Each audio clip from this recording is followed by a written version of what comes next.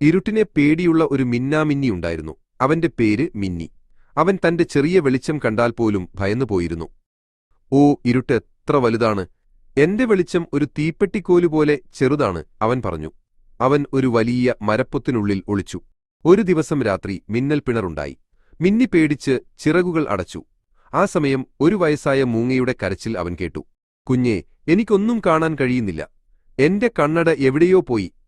അത് മൂങ്ങമ്മയായിരുന്നു. മിന്നി വിറച്ചു. പക്ഷെ മൂങ്ങമ്മയെ സഹായിക്കാൻ അവൻ ധൈര്യം സംഭരിച്ചു. ഞാൻ സഹായിക്കാം മൂങ്ങമ്മേ, അവൻ പതിഞ്ഞ സ്വരത്തിൽ പറഞ്ഞു. അവന്റെ വെളിച്ചം കടുപ്പിച്ച് മിന്നി ഇരുട്ടിലൂടെ പറന്നു.